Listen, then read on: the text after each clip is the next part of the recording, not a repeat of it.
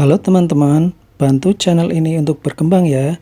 Klik tombol subscribe dan jangan lupa untuk like and share video ini. Terima kasih dan selamat mendengarkan.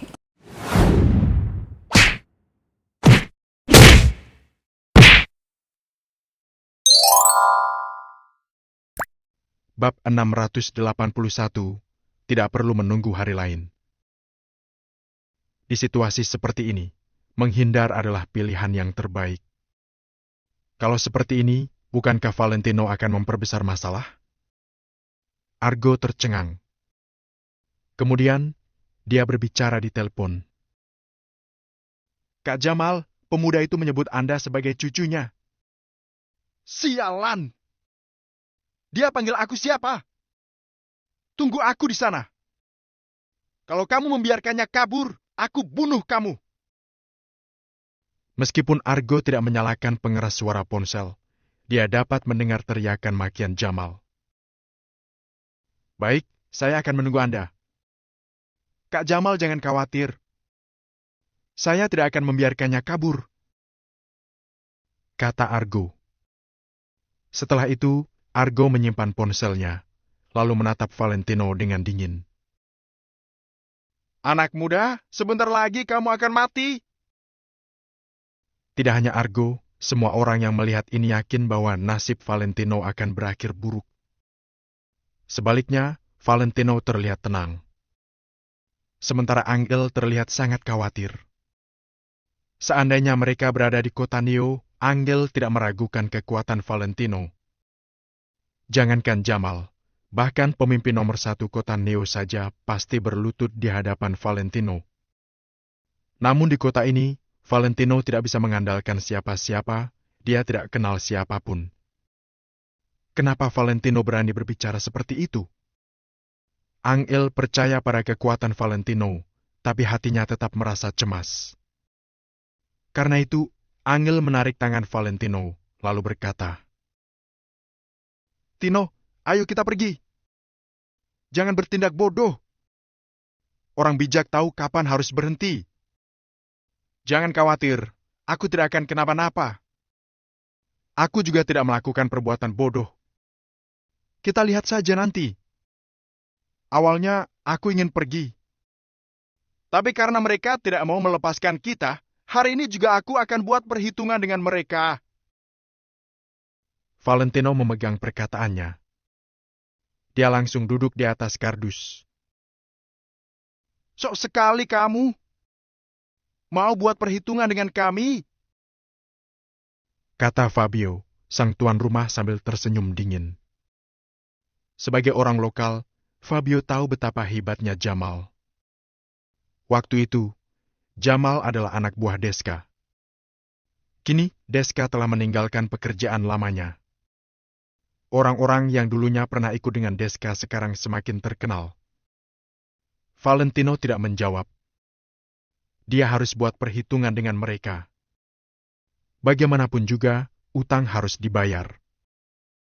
Valentino ingat akan segala perbuatan yang orang-orang ini lakukan pada dirinya dan Angel. Awalnya Valentino berpikir, lain kali saja buat perhitungan dengan mereka. Namun, sekarang, tidak perlu menunggu hari lain. Hari ini juga, mereka harus membayar perbuatan mereka. Mendengar jawaban Valentino yang begitu berani, Angel tidak bertanya lagi. Dia pun duduk di sebelah Valentino.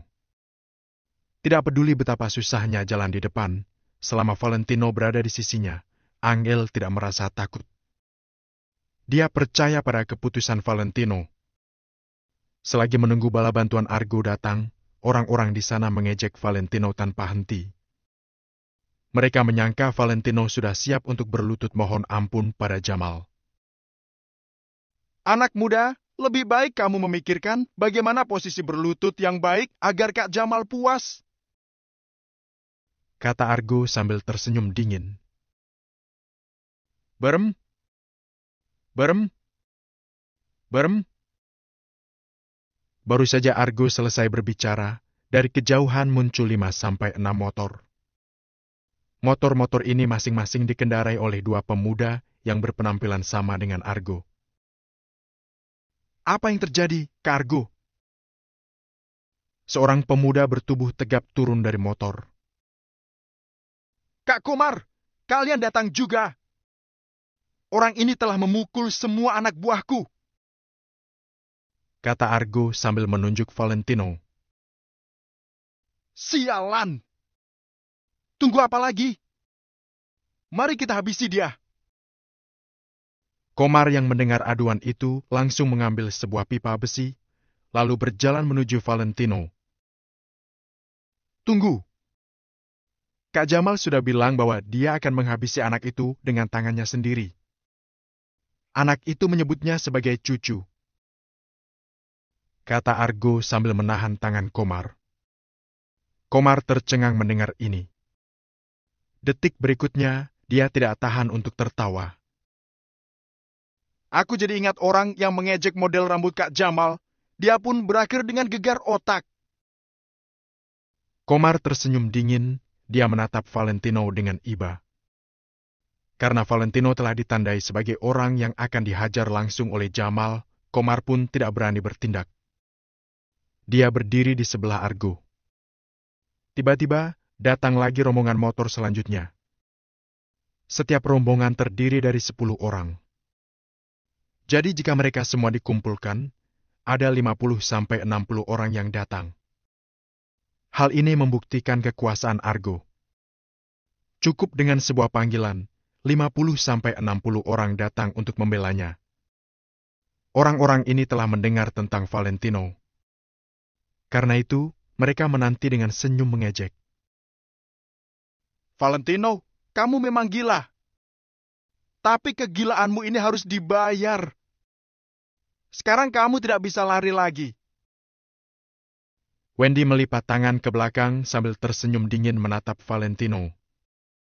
Valentino tidak mengatakan apa-apa. Dia pun tidak berniat untuk kabur. Berem, berem, berem. Beberapa detik setelah Wendy selesai bicara, dari kejauhan terdengar suara mesin kendaraan. Kali ini yang datang bukan motor, melainkan mobil yang dikemudikan dengan kecepatan tinggi. Dari jauh terlihat debu berterbangan. Kira-kira 15 mobil muncul dari balik debu yang berterbangan itu. Mobil-mobil itu membentuk barisan panjang. Berem, berem, berem. Roda mobil yang bergesekan dengan jalanan menyebabkan material pasir dan debu berterbangan. Mobil yang paling depan merupakan mobil SUV berwarna hitam, disusul dengan belasan mobil lain. Sebagian besar mobil ini adalah mobil Santana. Sit! Pengemudi mobil-mobil itu menginjak pedal rem dan berhenti di sebelah Argo. Puluhan penghuni yang menyaksikan ini menjadi takut. Di zona pengembangan jarang sekali kedatangan orang sebanyak ini. Bu! Pintu mobil dibuka. Puluhan pemuda turun dengan wajah beringas. Mereka menutup pintu mobil dengan keras seperti sedang marah. Wajar saja, ketua mereka dipanggil cucu. Pemikiran ini membuat hati mereka panas. Sialan! Siapapun yang mengucapkan kalimat tadi harus berlutut minta maaf. Siapapun yang mengucapkan kalimat itu, hari ini juga harus mati. Pemuda yang berjumlah 30-40 orang ini membawa pedang, pistol, dan tongkat pemukul. Tatapan mata mereka tajam. Mereka adalah orang-orang inti, berbeda dengan Argo. Argo dan anak buahnya hanya preman biasa. Sementara para pemuda yang baru turun dari mobil ini adalah mafia benaran. Para pemuda ini bila ditambah dengan Argo dan orang-orangnya berjumlah ratusan orang. Sungguh kekuatan yang mengerikan. Pintu mobil SUV hitam yang berada di barisan paling depan terbuka. Jamal yang berkepala botak turun. Raut wajahnya masam. Penampilan Jamal memang berbeda dari orang kebanyakan. Kak Jamal! Kak Jamal! Begitu melihat Jamal turun dari mobil, Argo segera menyambutnya. Tidak hanya Argo, Komar dan orang-orangnya juga menyapa Jamal dengan hormat. "Mana si cucu?" Jamal yang sedang merokok itu bertanya pada Argo.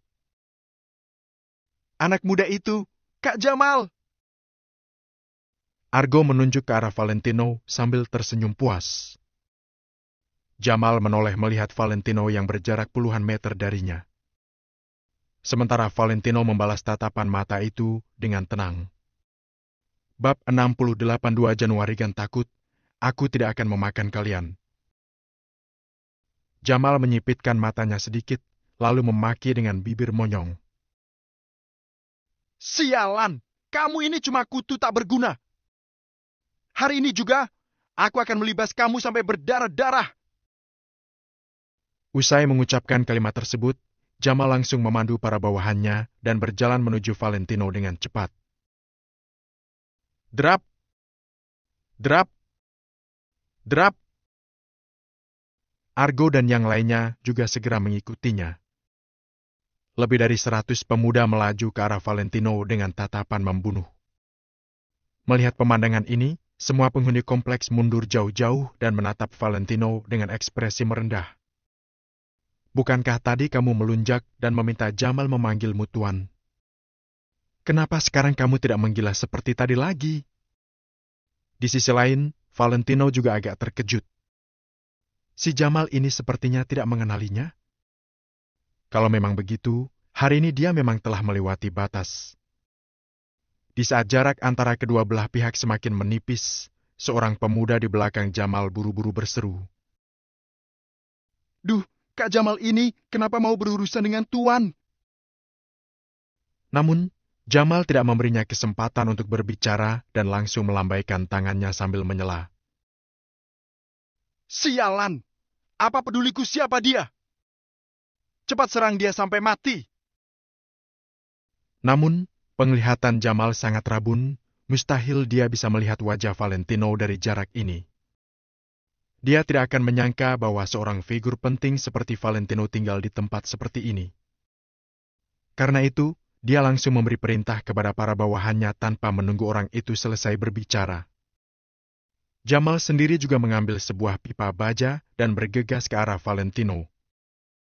Lebih dari 100-an orang berlari bersama, bumi pun seolah bergetar dan debu langsung beterbangan dan membentuk asap tipis di udara. Pemandangan ini seperti ribuan pasukan yang meluncurkan serangan secara serempak, siapapun yang melihatnya pasti akan merasa ngeri. "Tino, kita!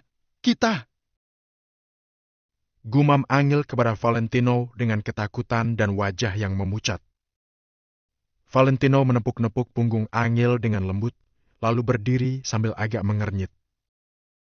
Lebih dari 100 orang, susah juga.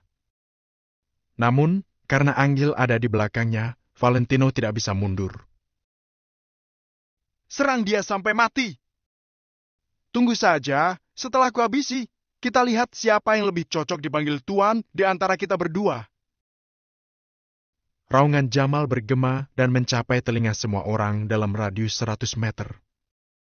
Jarak Jamal dan Valentino juga semakin dekat.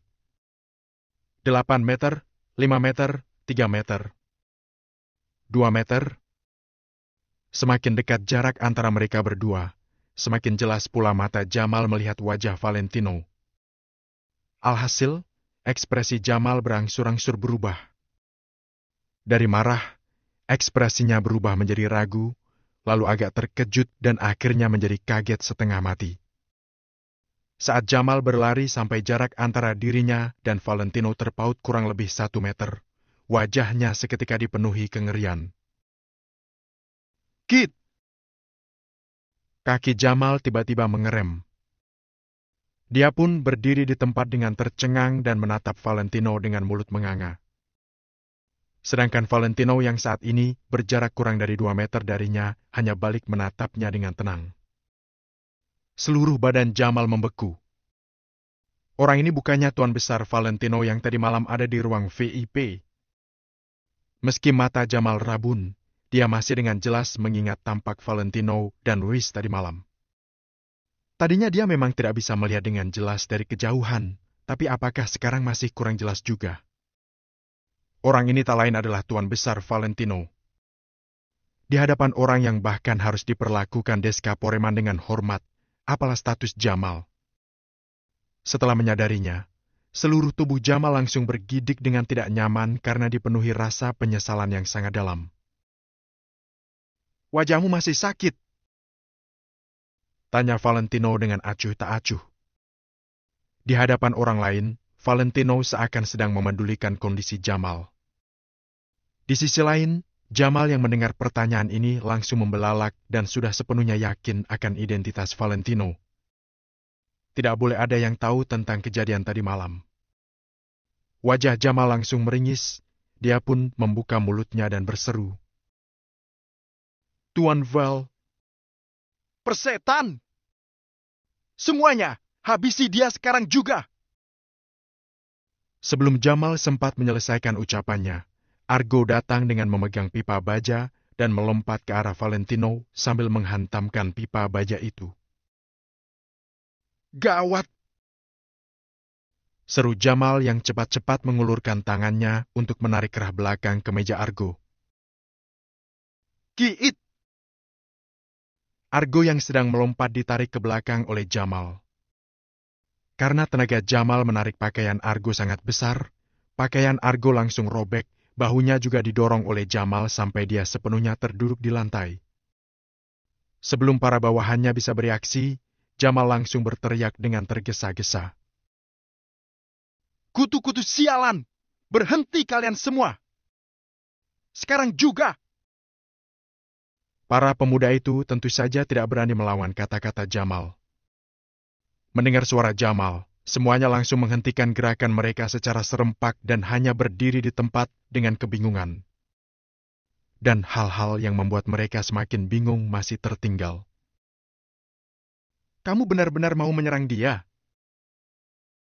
tanya Jamal sambil menatap Argo. Dia ingin menunjuk jarinya ke Valentino, tapi dia tidak berani. "Hah? Iya," jawab Argo yang mengangguk tanpa sadar. "Dasar gila!" Jamal langsung menendang Argo dengan bertubi-tubi. Kejadian selanjutnya membuat mereka bahkan lebih bingung dan terkejut lagi. Jamal terlihat melirik Valentino dengan ketakutan, lalu segera menghadapnya dan berlutut tanpa ragu sampai terdengar bunyi gedebuk. Tuan Besar Valentino, saya tidak tahu rupanya Anda." Begitu mendengar Jamal memanggilnya Tuan Besar Valentino, semua penonton langsung terdiam. Radius 300 meter dipenuhi keheningan yang tak terbatas. Angel juga tertegun dan menganga dalam sekejap saking terkejutnya. Mata Wendy menjadi kelam, dia perlahan menurunkan lengan yang dilipat di dadanya. Argo yang ditahan dan terduduk di lantai juga terguncang. Dia bisa dengan sangat jelas mendengar Jamal yang berlutut di sampingnya menyahut Tuan Besar Valentino.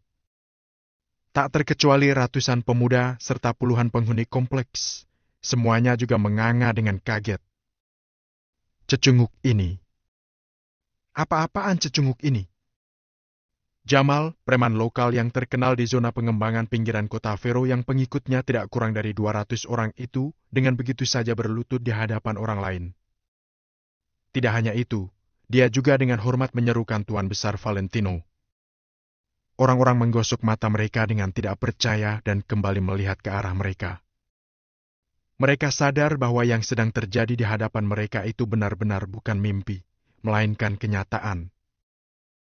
Valentino pernah bilang bahwa Jamal harus memanggilnya Tuan kalau bertemu dengannya. Rupanya dia bukan sedang bercanda. "Tadi kamu bilang, coba lihat siapa yang cocok dipanggil Tuan di antara kita berdua," tanya Valentino dengan santai.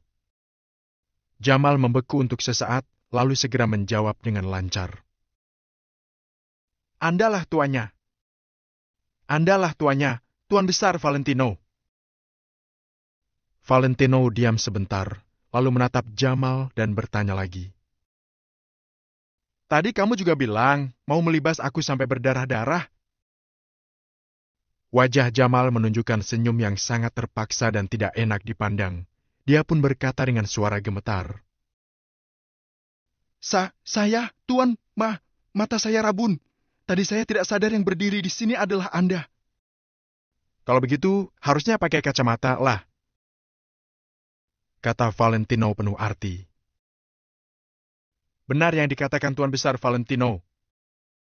Entah kenapa saya tidak pernah kepikiran sebelumnya. Setelah saya kembali, saya pasti akan pesan 1 set, pasti.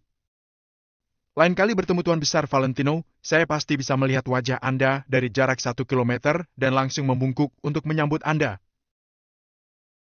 Jamal benar-benar pandai membaca situasi dan langsung menyanjung Valentino habis-habisan. Semua orang tercengang. Percakapan antara kedua orang ini benar-benar membuat semua orang tercengang. Bangunlah, ujar Valentino dengan santai. Iya, terima kasih Tuan Besar Valentino. Jamal mengangguk seperti ayam yang mematuk-matuk pakan dan segera berdiri. Tuan Besar Valentino, bagaimana dengan bocah ini? Lihatlah seberapa pintar si Jamal ini. Bahkan sebelum Valentino sempat mengungkitnya, dia segera menunjuk Argo dan menanyakan pertanyaan itu. Aku sukanya main sesuai aturan saja, jawab Valentino dengan santai.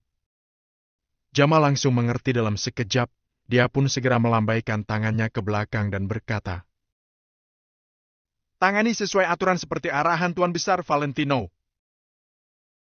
Orang-orang di belakangnya sebenarnya tidak tahu apa aturan yang dimaksudnya. Namun, mereka tahu bahwa apa yang diperintahkan Jamal harus dilaksanakan, bahkan walau harus menampar Argo dengan keras sekalipun. Belasan anak muda menghampiri Argo dengan pipa baja dan mulai memukulinya dengan keras.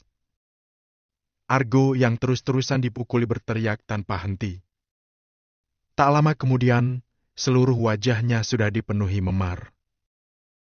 Jamal juga melangkah maju dan menendangnya beberapa kali sambil memaki dengan getir.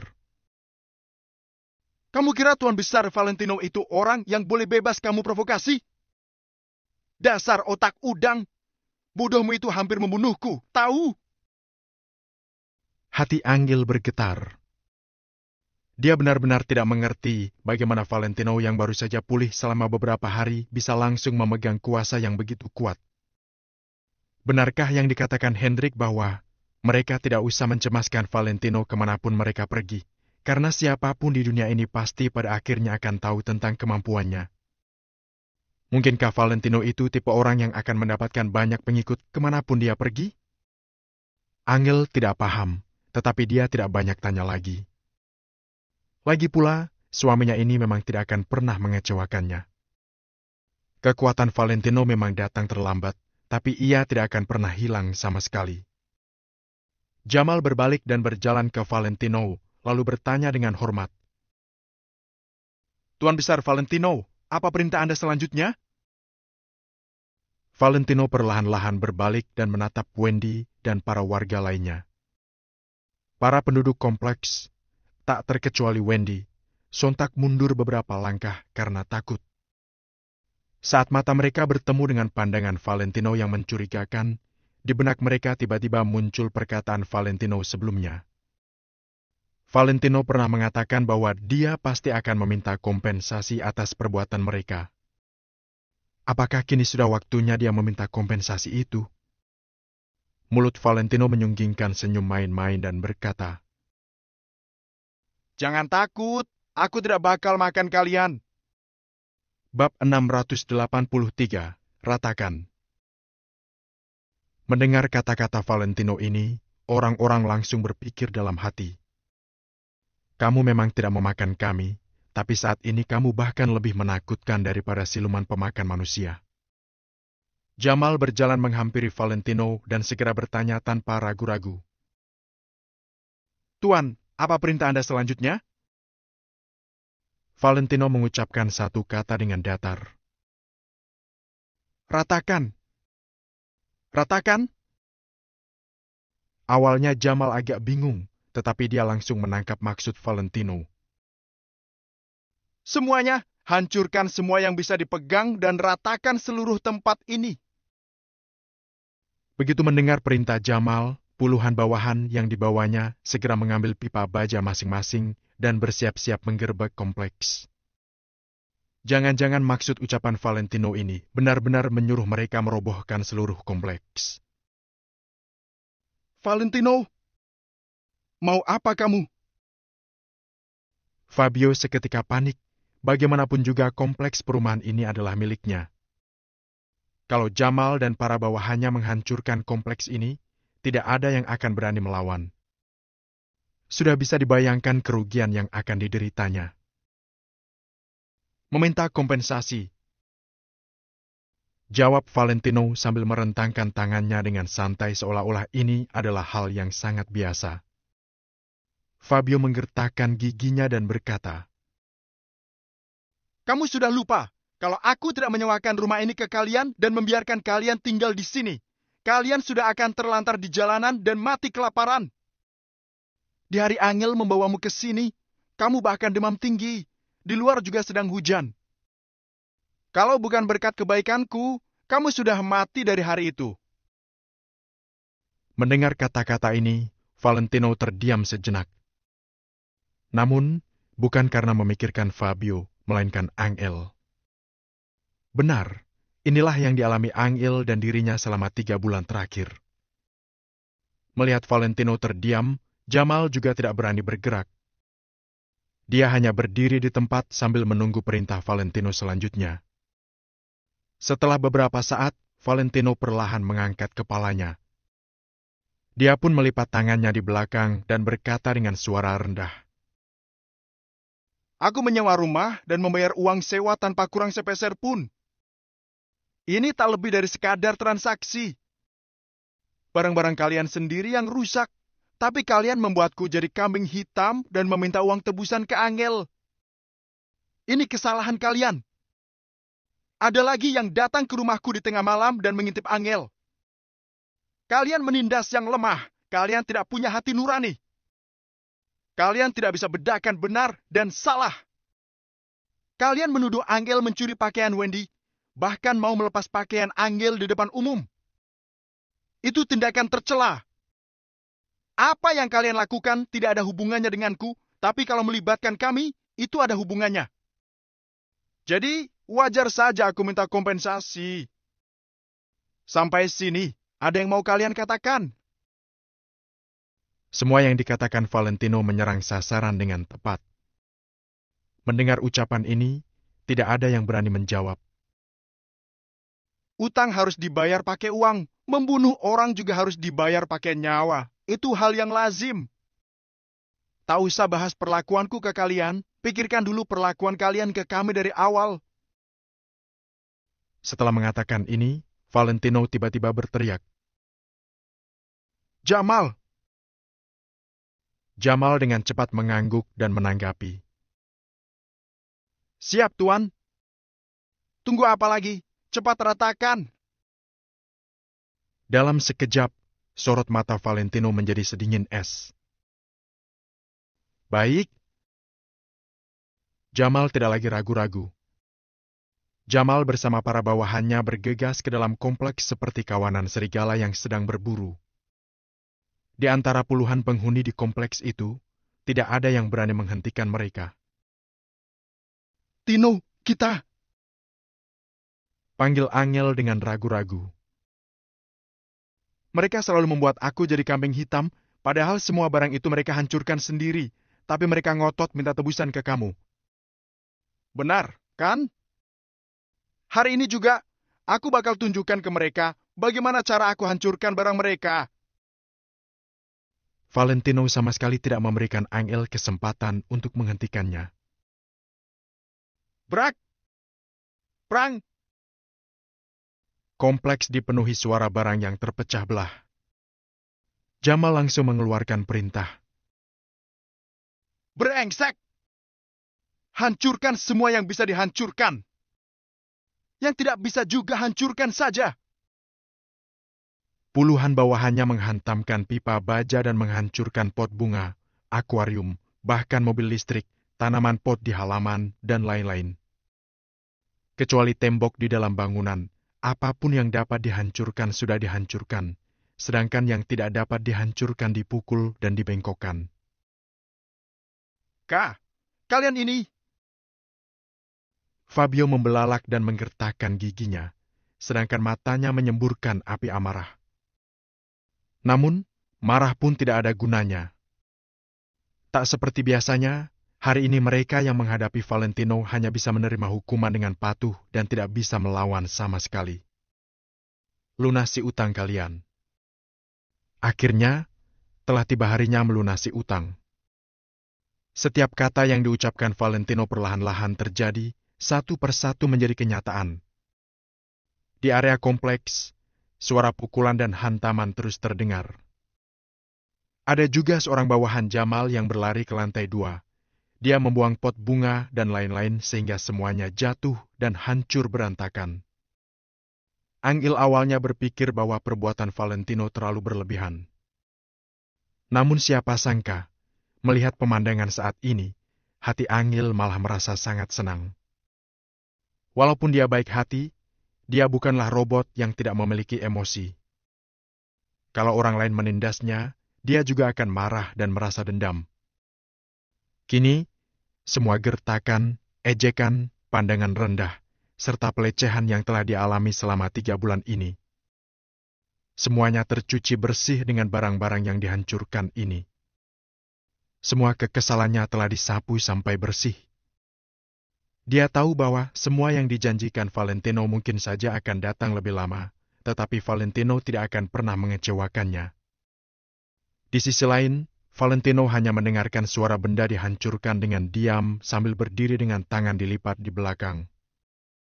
Para penghuni kompleks marah dan kesal tapi tidak berani berbicara, tak terkecuali Wendy.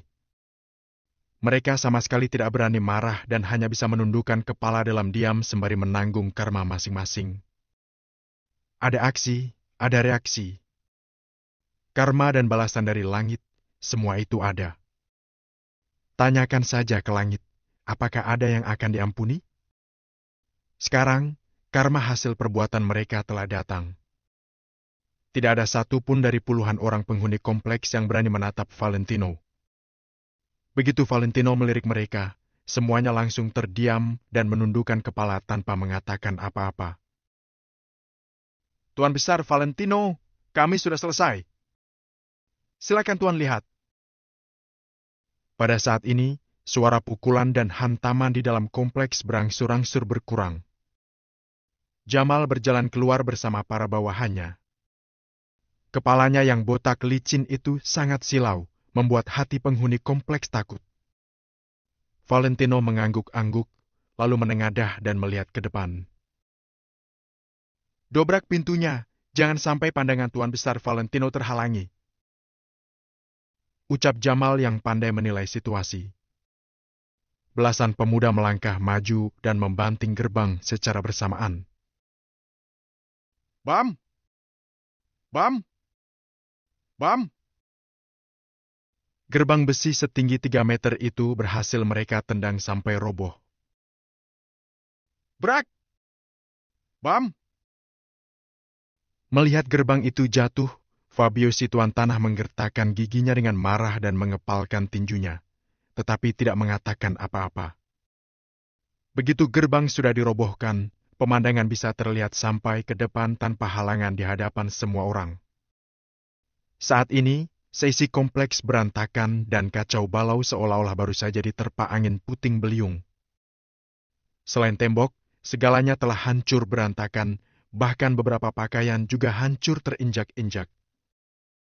Puluhan rumah tempat tinggal para penghuni juga tidak luput dari keadaan ini. Karena semua penghuni kompleks ini menyerang Valentino dan Angel tanpa terkecuali dan tanpa pandang bulu. Aksi tegas Valentino membuat semua orang gemetaran. Namun, ini belum berakhir. "Orang-orang yang datang ke rumahku waktu tengah malam, aku beri kesempatan untuk mengaku sekarang juga. Jangan sampai aku turun tangan sendiri dan mencari kalian sampai dapat." Valentino berbalik dan melirik para warga. Satu kalimat itu menjalar seperti arus listrik yang menyetrum para bujangan itu secara tiba-tiba dan membuat mereka bergidik. Mendengar kata-kata Valentino ini, tidak ada yang berani bergerak. Walau dipikirkan dengan dengkul pun, siapapun sudah bisa menebak apa yang akan terjadi nantinya. Jadi, 10 detik setelah Valentino mengatakannya, tidak ada satupun yang berani berjalan keluar. Sialan! Kalian tidak dengar tadi Tuan Besar Valentino bilang apa? Jamal segera melangkah maju. Dia tidak akan membiarkan hal semacam ini berlalu begitu saja. Aku tidak akan repot-repot menunggu kalian mengaku lagi. Tuan, aku akan menghabisi mereka satu persatu sekarang juga. Lebih baik membunuh mereka semua daripada membiarkan satu pun lepas. Bab 684, tidak melepaskan satu pun. Begitu mendengar ucapan Jamal, para penghuni pria seketika tertegun. Si Budi juga pernah mengetuk pintu rumah kalian. Aku melihatnya dari jendela. Beraninya kamu mengataiku. Apa kamu sendiri juga tidak begitu? Dia juga. Aku sudah melapornya. Dia orangnya. Dalam sekejap mata, belasan orang saling menyalahkan. Situasi juga menjadi sangat ribut. Situasi orang saling menjatuhkan itu apa? Jamal dan yang lainnya bisa dibilang sudah menyaksikannya hari ini. Tuan Besar Valentino, ini...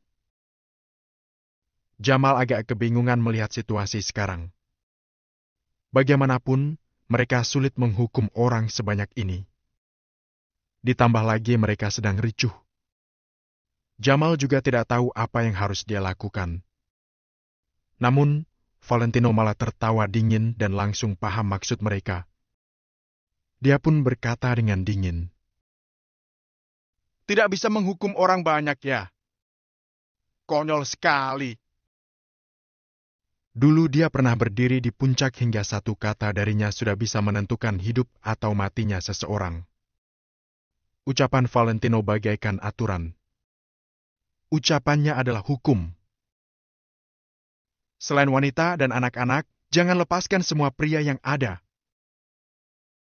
Selesai bicara, Valentino segera mengangkat kotak itu dan beranjak pergi. Baik, kami akan laksanakan perintah Tuan. Jamal melambaikan tangannya. Belasan anak buahnya seketika mengerumuni para penghuni pria. Tino! Angel segera menarik lengan Valentino, kemudian menggeleng. Sorot matanya tampak penuh harap dan rasa takut, bahkan tampak sedikit cemas. Valentino yang seperti ini membuat Angel merasa asing dan sangat ketakutan. Dia takut kebencian akan menelan Valentino seutuhnya hingga membuat Valentino terus menyimpan dendam. Angel lebih berharap bisa melihat Valentino yang dulu lagi. Valentino yang membawa pulang anjing terlantar dan merawatnya. Kalau bukan karena Mary yang diam-diam membuang anjing itu, pasti sampai saat ini Valentino masih akan memeliharanya. Valentino menoleh perlahan, tatapannya bertabrakan dengan tatapan Angel. Setelah saling memandang selama beberapa detik, Valentino menghela napas panjang, kemudian menoleh ke belakang dan berkata, "Jaga batasan kalian." "Siap, Tuan Besar Valentino." Setelah mendapat perintah dari Valentino, Jamal segera berjalan ke arah para penghuni. Ada beberapa anak buah Jamal yang cerdik datang untuk mengambil barang dari Valentino dan meletakkannya ke dalam mobil. Jamal maju sambil berteriak ke arah para penghuni. "Kalian mungkin tidak mati, tapi hukuman tetap harus dijalankan. Mungkin aku tidak berani membunuh kalian, tapi kalau sekedar mematahkan kedua kaki kalian, itu bukanlah hal yang sulit bagiku. Tapi hari ini, karena Tuan Besar Valentino telah meminta ampun demi kalian, aku hanya akan mematahkan tangan kalian." Selesai bicara, Jamal segera berbalik dan menyusul Valentino. Anak buahnya yang masih ada di sana segera mengepung para penghuni laki-laki. "Tidak, tidak, kami sudah bersalah. Ampun." Valentino, Tuan Besar Valentino, ampunilah kami. Tuan Besar Valentino, ampuni kami. Kami tidak akan mengulanginya lagi. Tuan Besar Valentino. Valentino dan Angel terus berjalan pergi, tapi suara minta ampun masih terdengar hingga telinga mereka. Langkah kaki Angel berhenti sejenak, sedangkan Valentino sama sekali tidak menoleh ke belakang dan hanya berjalan ke depan dengan teguh. Apakah mereka patut dikasihani? Orang yang tampak menyedihkan pasti mempunyai kesalahan sendiri. Hanya berdasarkan semua perbuatan mereka, Valentino tidak akan pernah memaafkan mereka. Mereka bahkan berani menarik pakaian Angel di depan umum. Hal apa lagi yang tidak berani mereka perbuat? Kalau saja ingatan Valentino belum pulih, akibatnya sungguh tidak bisa dibayangkan. Jadi, Valentino sama sekali tidak kasihan terhadap orang seperti mereka. Bruk, krek, ah. Awalnya terdengar sebuah suara tulang patah yang nyaring, kemudian langsung diikuti dengan teriakan kesakitan. Setelah suara itu berakhir, semakin lama semakin banyak jeritan kesakitan yang nyaring. Angel kembali berhenti di tempat, sorot matanya tampak tidak tega. Namun, Valentino malah menarik telapak tangan Angel, lalu terus berjalan ke depan tanpa menoleh ke belakang. Tuan Besar Valentino, kalian mau pergi kemana? Biar kuantar. Di sini sulit memanggil taksi. Jamal berlari kecil untuk menyusul Valentino. Dia juga sama sekali tidak terpengaruh dengan kejadian tadi. Baginya, hal seperti itu sangat normal. Angel ragu sejenak. Dia tidak ingin Jamal membantu mereka, tapi begitu dia terpikir ada Valentino di sisinya, Angel pun mengangguk. Nanti kalian balik sendiri ya. Aku mau antar Tuan Besar Valentino mengurus sesuatu dulu. Teriak Jamal kepada orang-orang yang ada di dalam. Para pemuda yang sedang bekerja itu segera mengiyakan permintaan Jamal. Tidak ada yang berani membantahnya. Setelah itu, Valentino dan Angel duduk ke dalam mobil SUV hitam itu, sementara Jamal duduk di balik kursi pengemudi. Di belakang mereka ada 20-an mobil yang mengikuti dan menjadi barisan panjang yang sedang melindungi mereka. Situasi ini sungguh memuaskan hati. Setelah naik ke atas mobil, Angel masih diam-diam saja. Situasi di dalam mobil sangat senyap, rasanya juga agak tidak nyaman. Tuan Besar Valentino, aku sungguh tidak menyangka Tuan bisa tinggal di tempat sebobrok ini. Jadi sebelumnya, Jamal menyetir dengan hati-hati sembari hendak menjelaskan kepada Valentino. Menyetirlah dengan baik, ucap Valentino dengan santai. Oh, ya, iya. Jamal tidak berani membantah. Dia segera fokus mengemudikan mobil. Angel, bagaimana kalau kita tidak perlu ke sana lagi? Aku akan menelpon seseorang, nanti ada orang yang akan mengurus tempat tinggal kita. Ucap Valentino setelah berpikir sejenak. Angel menghela napas ringan, lalu menjawab. Aku sudah beritahu mereka. Kalaupun kita tidak tinggal di sana, kita tetap harus mengunjungi mereka. Tadi mereka bahkan menelponku dan sudah mendesakku. Kamu anggap saja sedang menemaniku pergi mengunjungi keluarga jauh. Valentino terdiam sejenak, kemudian mengangguk tanpa mengatakan apapun. Setelah itu, Angel memberitahu sebuah nama desa kepada Jamal. Desa itu adalah tempat tinggal sepupu jauhnya. Kakak ipar, salah nyonya, uhuk. Jamal ingin mengatakan sesuatu, tapi tidak tahu sapaan yang paling tepat. Jamal sungguh tidak tahu harus bagaimana memanggil Angel. Kalau sesuai silsilah dan status dari Valentino, Jamal seharusnya memanggil Angel dengan sebutan nyonya. Akan tetapi, rasanya sungguh aneh. Jakun Jamal bergerak beberapa saat. Dia mengusap kepalanya beberapa kali dan berdeham dengan wajah yang memerah tanpa mengatakan apapun. Angel tertawa kecil. Dia berusaha menahan tawanya hingga wajahnya merah padam. Valentino juga agak tidak bisa berkata-kata. Dia sontak menggeleng sambil berkata, "Kalau ada sesuatu, katakan saja padaku." "Baik, Tuan." Ya, bagi Jamal, Tuan lebih enak disebut. "Tuan Besar Valentino, untuk apa pergi ke desa itu? Orang-orang di sana." Jamal agak ragu untuk melanjutkan ucapannya. "Kenapa?" Valentino mengernyit. "Penduduk di desa itu sangat jahat." Jamal juga tidak menutup-nutupi lagi dan segera menjelaskannya pada Valentino. "Di sekitar sini ada banyak desa dan sudah dikembangkan. Mereka juga sudah mendapat uang ganti rugi. Kita bilang saja tempat tadi, nama tempat itu juga berada di dalam daftar yang akan dirombak ulang tahun depan. Tapi desa yang ingin kalian pergi baru saja dibatalkan dari daftar tersebut. Sekarang mereka sedang ribut karena hal itu. Setelah itu, ada pihak pengembangan yang tertarik pada desa itu. Mereka berniat untuk membangun sebuah wahana bermain karena desa itu terletak di tengah lokasi yang akan dikembangkan lainnya.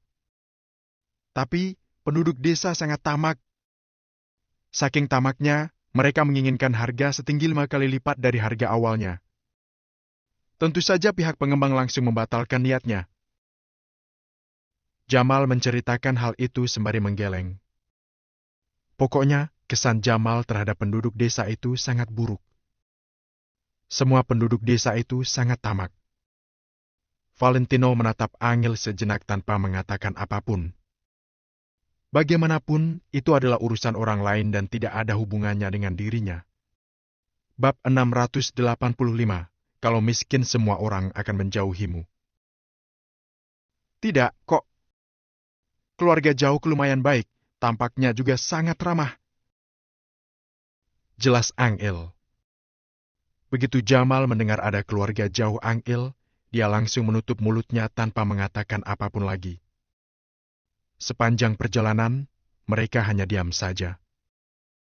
Jamal dan 20-an orang lainnya dengan cepat mengantar Valentino dan Angel ke desa di mana keluarga jauh Angel tinggal. Ada banyak orang sedang berdiri di depan pintu masuk desa.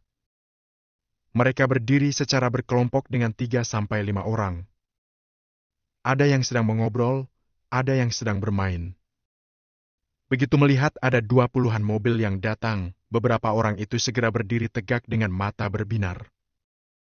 Ketika Valentino melihat orang-orang itu, dia kembali terpikir akan omongan Jamal. Tiba-tiba dia berkata, "Berhenti di sini saja." "Hah? Tuan Besar Valentino, tidak apa-apa kok. Aku kenal dengan daerah sini, tidak ada yang berani masuk, tapi aku berani kok," jawab Jamal dengan segera. Meski dia tidak berasal dari desa ini, Jamal masih bisa keluar masuk sesuka hatinya di desa-desa sekitar. "Tidak perlu, berhenti di sini saja." Valentino menggelengkan kepalanya. Jamal tidak berani banyak bicara lagi dan segera menghentikan mobilnya. Angel juga tidak banyak bertanya. Dia segera mengikuti Valentino turun dari mobil. Ketika melihat Valentino dan yang lainnya turun mobil, sorot mata beberapa penduduk desa itu langsung berbinar.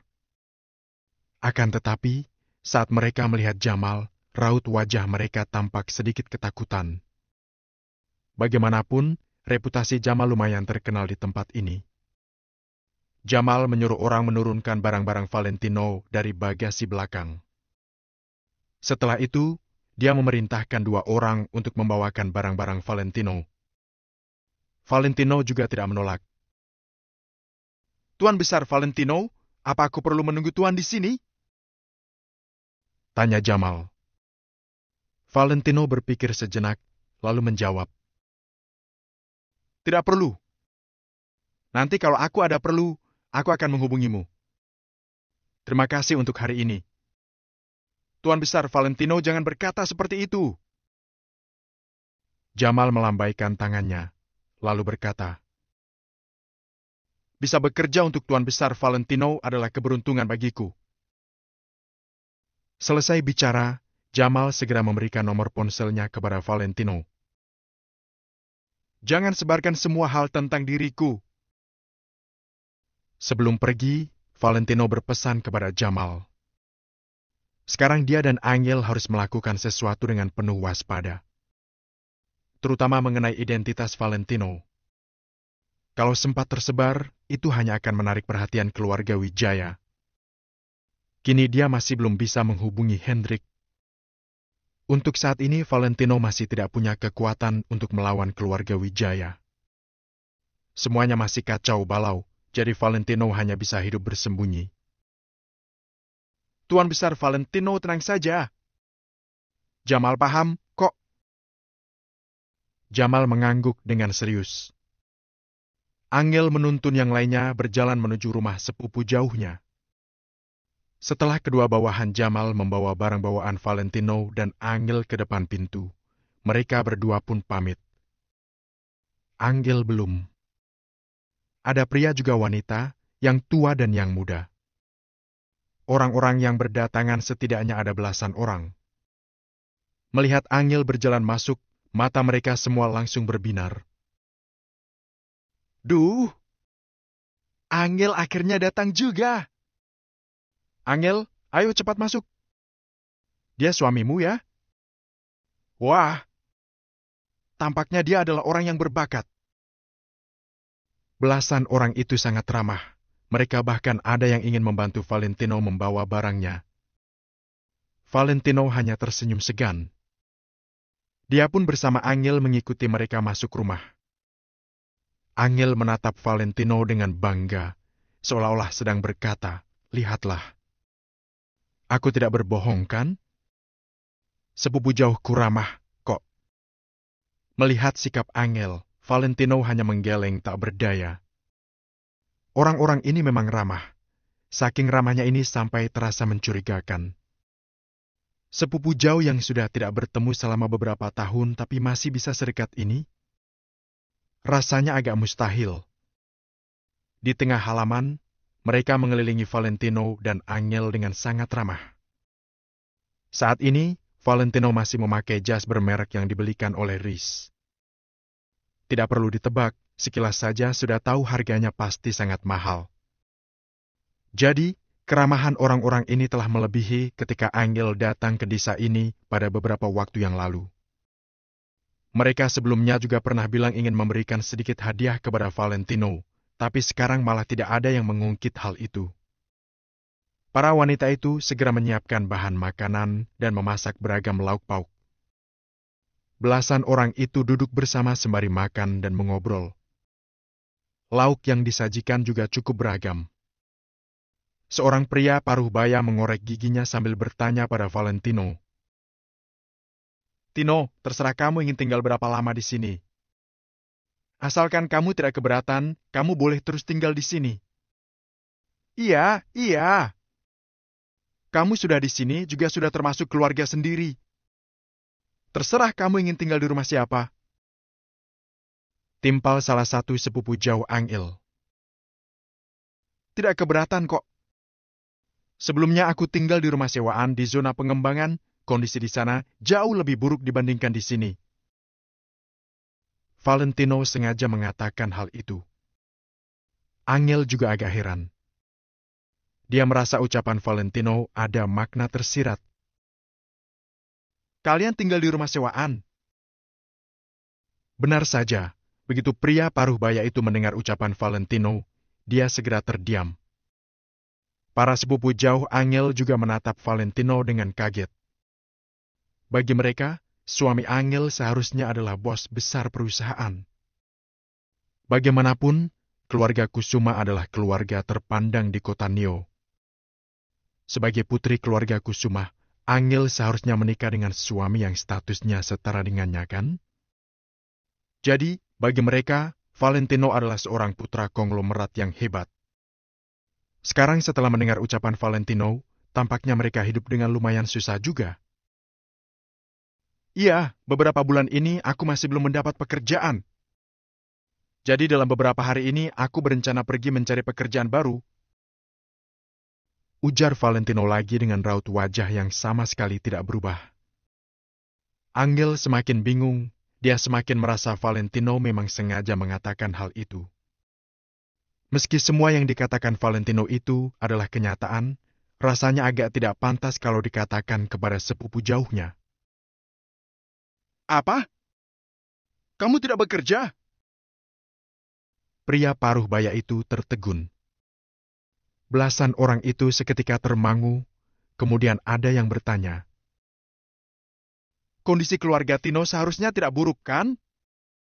Jadi sampai tidak perlu bekerja, kan? Iya, iya. Putra konglomerat seperti Tino tidak perlu bekerja. Dia juga masih bisa hidup dengan santai. Mereka semua tertegun sejenak, lalu baru mengerti. Iya. Angel tersenyum canggung. Dia juga sudah menyadari nada bicara mereka yang membuatnya merasa tidak nyaman. Namun, Angel juga tidak ingin menjelaskan apapun, jadi dia hanya terpaksa mengangguk. Akan tetapi, Valentino kembali menggeleng dan berkata, Aku bukan putra konglomerat. Begitu selesai bicara, orang-orang yang awalnya sedang sibuk berbicara, kini langsung hening. Semua suara seketika hening. Belasan orang itu sedang memakukan pandangan mereka ke arah Valentino. Kalau kamu bukan putra konglomerat, lalu bagaimana kamu bisa menikah dengan Angel? Kamu bahkan bisa menikahi putri keluarga terpandang. Tanya pria paruh baya itu dengan serius. Senyuman di wajahnya juga sudah hilang. Aduh, paman ini tentu saja karena kami saling mencintai. Jelas Angel. Kamu jangan bicara dulu, paman sedang bertanya padanya. Pria paruh baya itu segera berkata dengan tegas. Ketika melihat sikap pria paruh baya yang berubah itu, Angel seketika termangu. Valentino merasa hal ini sungguh menarik. Tebakannya benar, mereka seharusnya tidak pergi ke tempat semacam ini. Semua sepupu jauh Angel ini dari awal memang sudah tidak bisa disebut keluarga lagi. Mereka sudah bertahun-tahun tidak bertemu, tapi masih bisa seramah ini. Tentu saja hal ini sangat mustahil. Sekarang tampaknya mereka memang ada tujuan terselubung. Kalau kamu miskin, semua orang menjauhimu, tapi kalau kamu kaya, semua orang ingin mendekatimu. Ucapan ini memang benar adanya. Aku bukan putra konglomerat kok. Aku hanyalah menantu yang menikah dan tinggal di keluarga Angel. Ucap Valentino dengan santai. Bab 686. Kalau kaya, semua orang akan mendekatimu. Begitu Valentino selesai berkata, semua orang langsung diam. Suasana di sana sangat hening. Semua orang membelalakan mata mereka dan memandang Valentino dengan tatapan tidak percaya. Awalnya mereka masih berharap Angel bisa membawa seorang suami dari keluarga konglomerat. Pada saat itu, Valentino hanya perlu memberi mereka sedikit uang dan mereka sudah bisa hidup santai.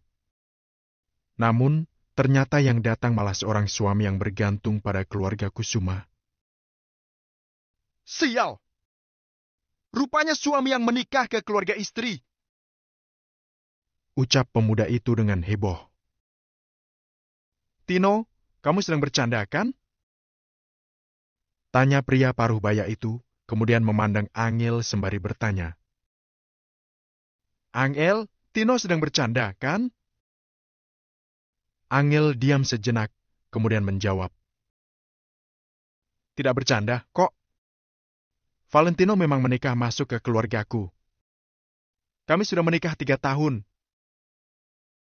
Begitu mendengar ucapan Angel, sorot mata mereka langsung berubah. Bahkan banyak dari mereka yang langsung meletakkan sendok mereka. Valentino sungguh adalah menantu yang menikah ke keluarga Angel? Tanya seorang wanita. Angel mengangguk dengan tidak berdaya. Perasaannya terasa campur aduk. dia merasa raut wajah para sepupu jauhnya mendadak berubah. Semua orang kembali terdiam. Mereka yang awalnya sangat ramah terhadap Valentino, kini keramahan itu langsung lenyap. Bahkan pemuda yang awalnya duduk di samping Valentino dan minum bir bersama, kini juga menggeser kursinya ke menjauh dari Valentino. Pria yang menikah ke keluarga istrinya sangat dipandang rendah, terlebih lagi di desa mereka. Orang tuamu sudah membesarkanmu dan berharap agar kamu bisa meneruskan keluarga, tapi pada akhirnya malah menikah ke keluarga istri. Makanya, bukankah dia sangat memalukan? Gerutu beberapa wanita paruh baya dengan suara kecil. Pria paruh baya yang pertama kali buka bicara itu sangat jelas merupakan ketua dari kelompok orang ini. Dia pun melambaikan tangannya dengan pelan dan pembicaraan orang-orang seketika berhenti. Kudengar keluarga kalian tidak diterima oleh keluarga Kusuma. Mary juga tidak punya kekuasaan apapun di keluarga Kusuma. Sekarang kalian datang kemari pasti karena berbuat kesalahan dan diusir oleh keluarga Kusuma, kan? Tanya pria paruh baya itu. Angel terdiam selama beberapa saat. Dia tidak tahu harus menjawab apa. Begitulah. Kami sudah tidak ada tempat lain untuk ditinggali, makanya kami datang kemari untuk minta bantuan kalian. Jawab Valentino dengan belak-belakan. Brak! Mendengar jawaban Valentino, pria paruh baya itu sontak membanting sendoknya ke atas meja, lalu bangkit dan meninggalkan halaman. Buang-buang waktuku saja. Ketika pria paruh baya itu sudah pergi lumayan jauh, dia sengaja kembali lagi untuk mengucapkan kata itu. Suasana di halaman seketika berubah menjadi seperti ini. Suasana yang awalnya sangat meriah, mereka semua yang memperlakukan Valentino dengan ramah. Kini mereka semua malah menatap Valentino dengan sorot mata merendahkan dan sinis. Pria yang menikah ke keluarga istri. Dia bahkan mengatakan kalau dia tidak punya tempat untuk ditinggali, lalu ingin meminta bantuan mereka. Bisa sadar diri tidak? Memang buang-buang waktu saja. Lagi-lagi seorang pria paruh baya juga ikut bangkit dan membawa keluarga kecilnya pergi dari halaman itu. Sementara Valentino hanya duduk dengan tenang ketika melihat sikap mereka. Dia tidak kesal dan juga tidak marah. Bibi, Paman, apa maksudnya ini? Tanya Angel dengan marah. Dia pun sontak berdiri. Gel, kamu jangan salahkan kalau kami realistis. Dunia ini memang seperti itu. Kalau kamu tak punya uang, tidak ada keuntungan yang bisa didapatkan orang lain, siapa yang akan peduli padamu? Tanya seorang wanita paruh baya sembari tersenyum dingin. Jadi apakah antara keluarga juga harus saling memanfaatkan? Tanya Angel sambil mengernyit. Wanita paruh baya itu langsung menjawab. Kalau tidak, untuk apa kami seramah itu pada kalian? Benar. Awalnya kukira kamu menikahi seorang suami kaya raya, lalu kami juga bisa ikut sukses. Ternyata suamimu menikah ke keluargamu? Hahaha. Kita jadi menyia-nyiakan 2 ekor ayam kita. Masih ada 1 kilo daging yang kubawa. Mereka semua terus berbicara dan memperlihatkan watak asli mereka. Meski Valentino ada di sana, mereka juga tidak menutup-nutupi tawaan sinis dan pandangan meremehkan mereka. Lagi pula Valentino hanyalah seorang pria yang menikah ke dalam keluarga istrinya, memangnya dia sehebat apa? Kalau mereka menjelek-jelekannya di hadapannya, memangnya apa yang bisa dia lakukan? Kurasa kalian sudah tidak bisa bertahan, makanya baru datang kemari, kan? Sudahlah, karena kita masih termasuk satu keluarga, kami tidak akan meminta kalian untuk membayar makanannya. Pergilah. Iya, kalian jangan datang kemari lagi kelak. Kami tidak sanggup melayani pria sepertimu. Begitu mendengar penghinaan yang dilontarkan sepupu jauhnya, Angel langsung mengepalkan tangannya dengan erat. hatinya terasa sangat pedih. Ternyata keramahan yang ditunjukkan mereka sebelumnya hanyalah sebuah sandiwara. Mereka hanya ingin mendapat keuntungan dari Angel saja. Valentino benar, mereka tidak seharusnya datang ke tempat ini. Mereka datang ke sini hanya akan dihina. Nah, ini barang kalian. Seorang pemuda masuk ke dalam kamar dan mengeluarkan barang-barang Valentino dan Angel. Valentino bangkit perlahan, suasana hatinya tidak ada yang berubah. Dia sengaja mengatakan kejadian yang sebenarnya, sengaja mengatakan pernikahannya dengan Angel. Semua itu hanya demi membuat orang-orang ini memperlihatkan watak asli mereka. Valentino sama sekali tidak menyalahkan mereka. Dunia ini memang seperti ini. Dia hanya merasa Angel terlalu baik. Terkadang, Valentino harus membiarkan Angel sadar dengan kenyataan ini. Ayo. Valentino menepuk punggung Angel, kemudian mengirimkan pesan kepada Jamal untuk menjemput mereka berdua. Jamal sama sekali tidak buang-buang waktu dan segera membalas pesan Valentino. Selanjutnya, Valentino mengangkat sebuah kotak besar sambil dipandang semua orang. Angel hanya menghela napas ringan, suasana hatinya terasa sangat kacau. Dia pun berjalan ke depan untuk mengangkat 2 koper kecil. Kenapa resletingnya terbuka? Tiba-tiba, Angel melihat sebuah koper kecil yang cantik itu sepertinya sudah pernah dibuka seseorang. Namun, resletingnya hanya terbuka setengah, tidak terbuka sepenuhnya. Kalau terbuka memangnya kenapa? Bukankah itu hanya kumpulan koran lama? Aku saja tidak sudi untuk melihatnya. Cibir salah seorang wanita paruh baya dengan sinis. Angel menggeleng, lalu mengangkat kotak mainan dan tangan satunya lagi hendak menutup resleting koper. Jangan berdiri di balkon. Pada saat ini, pemuda yang tadi langsung mengulurkan tangannya dan mendorong Angel. Raut wajah Valentino seketika berubah dingin, lalu hendak berjalan ke depan. Ah, Teriak Angel. Dia terjatuh dari lantai atas, tapi untungnya sempat ditarik Valentino. Namun, koper dan kotak yang diangkat Angel seketika jatuh. brek! Kotak mainan itu langsung terbuka, mainan yang ada di dalam juga berserak keluar. Akan tetapi, pandangan semua orang tidak berada di mainan yang berserak itu, melainkan berada di koper yang satunya lagi. Kini, koper kecil itu langsung terbuka dan barang-barang di dalamnya juga berserak keluar. Koran-kotan yang menutupi isi koper seketika berhamburan di atas tanah. Ya ampun! Apa ini? Teriak wanita parubaya yang tadi. Di dalam koper kecil itu, ada serangkaian produk riasan wajah yang tampak mahal. Selain itu, di sana masih ada sebuah jam tangan pria merek Rolex yang berkilauan dan ada 2 buah kartu debit.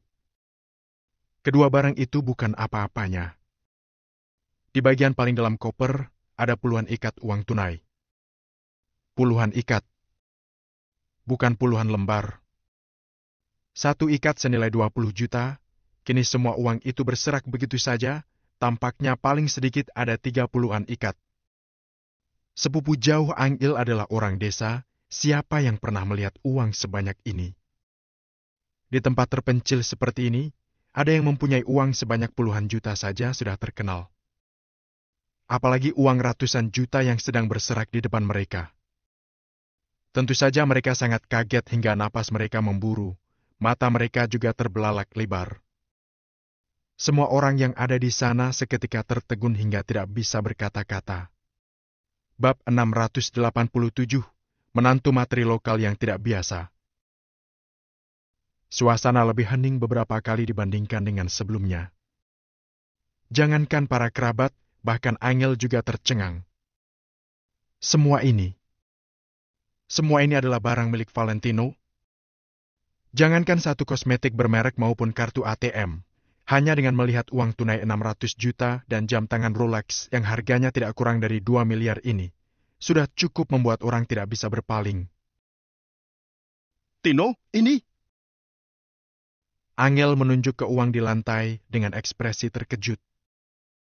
Dengan adanya begitu banyak uang tunai, mereka tidak perlu kesusahan demi bertahan hidup lagi.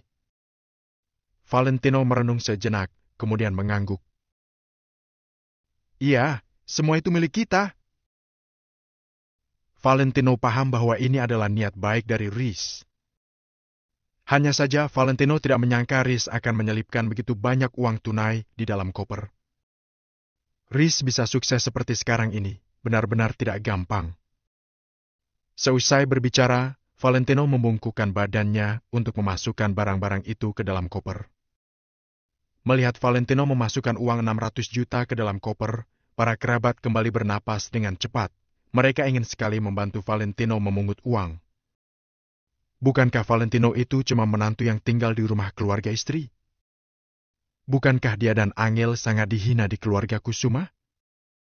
Bagaimana dia bisa membawa begitu banyak uang di sampingnya dan punya jam tangan sebagus itu? Mereka mungkin tidak tahu mereknya, tetapi hanya dilihat dari bentuknya. Mereka juga tahu kalau jam tangan itu tidak murah. Wanita yang pernah diam-diam melihat koper itu tampak menyesal. Sebelumnya dia mengobrak-abrik barang mereka seperti pencuri. Begitu melihat koran, dia pikir isinya hanya buku, tetapi siapa sangka di bawah tumpukan buku itu ada begitu banyak uang. Valentino, semua ini milikmu? Seketika, tatapan semua kerabat terhadap Valentino kembali berubah. Iya. Valentino mengangguk. Angel segera mendekat dan membantu Valentino membereskan barang. Tadi kami cuma bercanda dengan kalian. Kalian tidak marah, kan? Ya, kami hanya bercanda. Menantu yang tinggal di rumah keluarga istri itu sangat wajar. Zaman sekarang sudah berbeda dengan pemikiran kolot zaman dulu. Asal punya uang, tidak ada yang berani meremehkannya walaupun dia tinggal di rumah keluarga istrinya. Tidak perlu membereskannya lagi. Tinggal di rumahku saja. Sikap para kerabat sontak berubah. Sebelumnya mereka bahkan ingin mengusir Valentino dan Angel, tetapi sekarang malah dengan ramahnya menyuruh mereka tinggal. Lebih baik kami tinggal di luar saja. Valentino menyimpan semua barang, hanya menyisakan uang 40 juta. Baru dia berdiri dan menjawab. Angel, kalian jangan pergi. Kita ini kerabat. Teriak seorang wanita. Namun, Angel menggelengkan kepala. Dia sudah memahami sikap para kerabat ini. Angel baik hati, tetapi bukan berarti dia bodoh. Uang 40 juta ini anggap sebagai uang makan hari ini. Terima kasih atas pelayanan kalian. Valentino meletakkan uang 40 juta di atas meja, kemudian membawa koper pergi. Aduh, Valentino, jangan terburu-buru pergi. Seorang wanita segera menghentikannya. Bibi, karena tempat kalian tidak muat, kami akan pergi. Ujar Angel dengan suara pelan. Semua orang saling bertatapan dengan ekspresi penuh penyesalan. Kalau dari awal mereka tahu akan seperti ini, mereka tidak mungkin berbicara seperti itu terhadap Valentino dan Angel. Namun, sekarang sudah terlambat. Biarkan mereka pergi. Hanya ratusan juta saja. Apa hebatnya? Kalau rumah kita dijual, 600 juta tak seberapa. Ujar seorang pemuda sambil tertawa dingin. Gadis di sampingnya pun menyambung. Iya, sekaya apapun, dia tetaplah menantu yang bergantung pada keluarga istrinya. Memangnya dia bisa sehebat apa? Karena sudah terlanjur menyinggung Valentino, mereka tidak menjaga harga diri lagi. Valentino menggeleng, kemudian membawa Angel pergi. Menantu yang bergantung sama keluarga istri dan tidak punya kemampuan, tidak ada gunanya meski punya uang. Hanya ratusan juta saja. Orang hebat sesungguhnya akan menaruh uang di dalam bank. Bram? Pada saat semua orang sibuk mengkritik, dari luar pintu terdengar suara mesin mobil yang dihidupkan. Tuan Besar Valentino, kami datang menjemput Anda. Segera setelah itu, terdengar suara Jamal dari luar. Mendengar suara ini, dua pemuda tercengang. Sebagai anak muda di sini, orang hebat seperti Jamal adalah idola mereka. Jadi, mereka sangat familiar terhadap suara ini. Tidak menunggu mereka merasa heran, tampak Jamal dan sekumpulan orang langsung berjalan masuk. Kak Jamal? Teriak seorang anak muda. Namun, Jamal sama sekali tidak melihatnya, melainkan langsung berjalan ke samping Valentino. Tuan Besar Valentino, kenapa Anda melakukan hal seperti ini? Biarkan saya saja. Seusai berbicara, Jamal segera mengambil koper dari tangan Valentino. Tindakan Jamal kembali membuat semua orang tercengang. Jamal adalah orang berkuasa di zona pengembangan pinggiran kota ini. Hampir semua orang lokal mengenalnya dan tahu latar belakangnya sangat kuat. Namun, sekarang sikap Jamal terhadap Valentino benar-benar sangat sopan. Dia malah memanggil Valentino dengan panggilan Tuan Besar Valentino. Semua ini. Semua orang terbengong. Mungkin sebelumnya uang tunai ratusan juta milik Valentino masih diremehkan oleh mereka. Namun, sekarang sikap Jamal terhadap Valentino benar-benar membuat mereka tidak berani menganggap remeh Valentino. Kak Jamal yang sangat terkenal di pinggiran kota, yang merupakan orang yang tidak bisa didekati di mata mereka, malah bertindak seperti anak buah di hadapan Valentino. Bukankah semua ini sudah cukup untuk membuktikan sesuatu? Valentino tidak hanya punya uang, tetapi juga punya kekuasaan. Mungkin dia bukan bos besar, tetapi yang ditunjukkannya saat ini bahkan tidak dimiliki oleh kebanyakan bos besar. Ada banyak bos besar yang bahkan harus mengandalkan Jamal untuk mendapatkan uang. Valentino memang merupakan menantu yang tinggal di rumah keluarga istri, tetapi menantu cupu ini sama sekali tidak biasa. Tuan Besar Valentino, mari pergi. Ujar Jamal dengan sopan. Ayo. Valentino menggenggam tangan Angel, kemudian berjalan keluar. Kali ini tidak ada kerabat yang berani menghentikan mereka lagi. Meski mereka ingin menghentikannya, saat ini mereka juga merasa malu. Namun, mereka tetap mengikuti Valentino berjalan ke halaman secara spontan. Di luar halaman ada 20-an mobil. Jamal datang menjemput Valentino dan Angel, kemudian mempersilahkan mereka masuk ke sebuah mobil SUV hitam yang diparkir paling depan. Kemudian, Jamal menghidupkan mobil, 20-an mobil melaju pergi. Para kerabat di belakang saling bertatapan. Sampai bayangan mobil Jamal dan yang lainnya sudah menghilang, mereka masih agak ketakutan. Valentino sepertinya tidak biasa. Tidak hanya tidak biasa, bahkan orang hebat seperti Jamal juga bersikap sopan padanya. Identitas Valentino pasti sangat mengerikan. Kalau dia sehebat itu, kenapa dia pura-pura terpuruk? Mungkin dia mau menguji kita. Mungkin uang 600 juta itu hadiah perkenalan yang dia siapkan buat kita. Tapi kita malah mengusirnya. Aduh. Seseorang menghela napas panjang, lalu terduduk di lantai. Dia benar-benar merasa sangat menyesal. Di mana orangnya? Dia pergi kemana? Pada saat ini, pria paruh baya yang pergi duluan, sekarang berlari pulang dengan ekspresi cemas. Ada apa, Kak? Siapa? Tanya seseorang. Valentino dan Angel. Di mana mereka? Tanya pria paruh baya dengan cemas. Bab 688. Menghubungi Pak Hendrik. Baru saja pergi. Untuk apa kamu mencari mereka? Ujar seseorang. Tadi aku mendengar tetangga bilang sebelumnya mereka melihat Jamal mengantarkan 2 orang ke desa kita. Mendengar pendeskripsian mereka, aku sadar ternyata yang dikatakan itu Valentino dan Angel. Bisa-bisanya Valentino mengenal Jamal? Ujar pria paruh baya dengan mata terbuka lebar. Semuanya saling bertatapan, kemudian menggelengkan kepala sambil tersenyum secara paksa. Tidak hanya kenal, begitu bertemu dengan Valentino, Jamal memanggilnya Tuan. Kalau bukan melihatnya secara langsung, aku bahkan tidak percaya. Mendengar sampai sini, pria paruh baya membelalakan matanya dan merasa seperti disambar petir. Valentino adalah orang hebat. Kita semua buta. Kalau tahu dari awal, seharusnya tunggu dulu. Aduh, sekarang malah.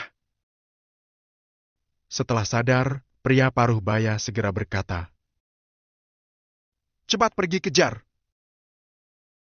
namun tidak ada yang bergerak. Harus mengejarnya kemana? Memangnya kenapa kalau berhasil mengejarnya? Mereka sudah menyinggung Valentino. Tahukah kalian? Valentino bisa membuat Jamal begitu hormat padanya. Itu artinya identitasnya tidak sederhana. Kalau Valentino mengenal pengembang properti besar dan mengembangkan tanah kita, kita bisa mendapatkan uang miliaran dalam waktu singkat. Kalian mau uang atau harga diri? Tanya pria paruh baya sambil membelalakan mata. Begitu mendengar perkataan pria paruh baya, semua orang tergoyah dan mengangguk secara spontan. Ingin uang atau harga diri? Tentu saja uang. Dari mana datangnya harga diri kalau tidak ada uang? Tapi kita sudah menyinggung Valentino, harus bagaimana?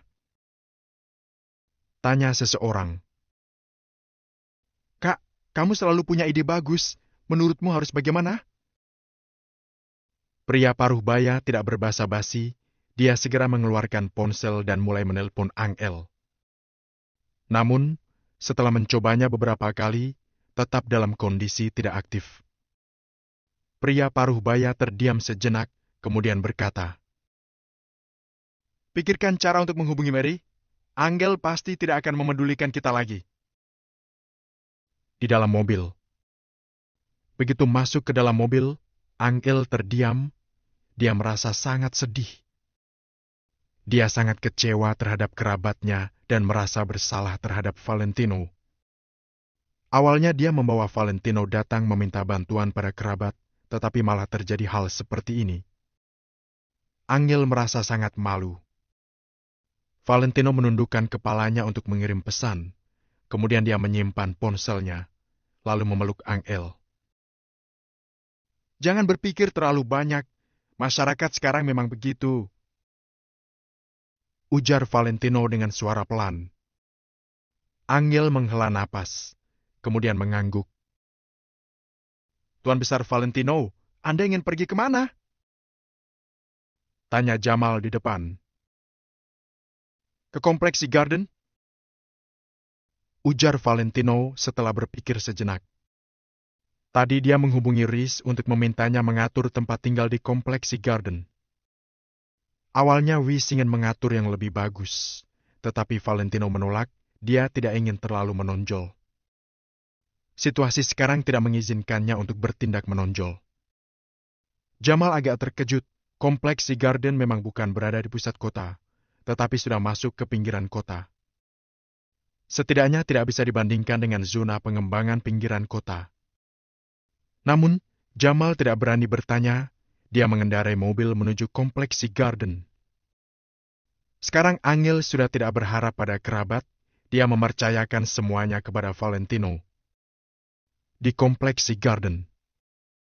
Tempat ini berdekatan dengan pinggiran kota Vero. Sebenarnya merupakan pinggiran kota, tetapi sudah termasuk dalam batas kota. Yang terpenting adalah tempat ini punya pemandangan yang bagus dan tidak dicemari oleh polusi kota. Para pekerja berbondong-bondong ingin pergi ke kota. Mereka ingin berdikari di kota. Sedangkan orang yang benar-benar kaya malah ingin berlari keluar, menjauhi hiruk-pikuk dan polusi kota. Jadi, meskipun kompleks Sea Garden ini tidak termasuk makmur, orang yang tinggal di dalam juga tidak biasa. Biarpun bukan orang yang kaya raya, setidaknya juga punya sedikit harta. Konstruksi di kompleks ini juga sangat bagus. Bentuk rumahnya cantik dan elegan, sangat enak dipandang. Ketika Valentino dan Angel tiba di lokasi, sudah ada orang yang menunggu Valentino dan memberikan Valentino seikat kunci, kemudian membawa Valentino pergi melihat rumah. Tentunya Jamal dan yang lainnya menjadi kuli. Mereka mengangkat semua barang Valentino dan Angel ke dalam rumah baru. Setelah meletakkan semua barang, Jamal dan yang lainnya tidak berani mengganggu, mereka segera berpamitan dan pergi. Tuan Valentino, Tuan Reese menyuruhku untuk memberikan ini kepada Anda. Orang yang bertugas memberikan kunci, saat ini dia memberikan sebuah kantong dokumen kepada Valentino, kemudian berpamitan. Terima kasih. Valentino mengangguk, dia membuka kantong dokumen itu. Seharusnya adalah KTP mereka berdua. Rumah mereka ada di lantai 3, tidak terlalu tinggi, juga tidak terlalu rendah. Rumah ini sekitar 120 meter persegi dan sudah direnovasi dengan sangat bagus. Semua fasilitas di dalam rumah dan barang elektronik sudah dilengkapi. Valentino dan Angel tidak perlu menambah apapun lagi. Mereka sudah bisa langsung tinggal. Wah, Begitu melihat rumah ini, mata Angel berbinar dan sontak terlihat gembira. Rasa tidak senang karena berurusan dengan kerabat sebelumnya, sekarang sudah menghilang dalam seketika. Setelah tinggal di rumah bobrok selama 3 bulan, sekarang langsung tinggal di rumah bagus seperti ini, benar-benar memberikan perasaan yang sangat berbeda. Tino, kita sudah punya dapur besar sendiri. Wah, ada penghisap asap dan penyaring udara. Lihat toilet ini, sangat besar. Ada mesin cuci juga. Angel mundar-mandir di dalam kamar dengan ekspresi gembira. Valentino juga merasa senang ketika melihat Angel senang. Angel hidup susah selama beberapa bulan. Sekarang akhirnya kehidupannya bisa agak berubah. Kondisi ini termasuk bersakit-sakit dahulu, bersenang-senang kemudian. Meskipun ini hanya awalnya saja, Angel sudah sangat puas. Dibandingkan dengan penthouse Gunung Cloud, bagaimana dengan rumah ini? Tanya Valentino sambil tersenyum dan memegang hidung. Angel tercengang, kemudian menatap Valentino dengan tatapan marah seolah-olah menyalahkan Valentino merusak suasana hatinya. Aku merasa semua tempat yang ada kamu itu adalah tempat yang bagus. Ujar Angel dengan serius sambil memegang lukisan bordil di dinding. Valentino tersenyum sambil menggelengkan kepala. Dia bisa melihat sedikit rasa kecewa dan kerinduan dari tatapan Angel. Bukan hanya Angel, Valentino sendiri juga merasa rindu. Bagaimanapun juga, dia tinggal di sana selama 3 tahun. Tempat itu ada banyak orang dan peristiwa yang tidak bisa dilupakan. Kita pasti bisa kembali, aku jamin. Ujar Valentino dengan suara pelan. Angel membelakangi Valentino. Setelah mendengar perkataan ini, badannya gemetar, kemudian dia mengangguk tanpa berbicara. Malamnya Angel dan Valentino masak bersama. Sebelumnya di tempat kecil di zona pengembangan pinggiran kota, dapur kecilnya baru direnovasi dan hanya muat 1 orang. Valentino bisa merasakan kesenangan dari Angel setelah tinggal di rumah ini. Mereka makan malam dan beristirahat sebentar, kemudian masuk ke kamar utama. Begitu berbaring di atas semans, Angel pun berseru. Bagus sekali. Hei. Sambil tersenyum, Angel masuk ke pelukan Valentino. Valentino tersenyum sambil membelai rambut Angel kemudian mencium aroma rambutnya. Tak lama kemudian, Angel tertidur, tetapi Valentino tidak bisa tidur. Sekarang Valentino termasuk sudah bisa hidup tenang di kota Vero. Dengan adanya bantuan dari Reese, setidaknya dia tidak perlu hidup susah seperti dulu lagi.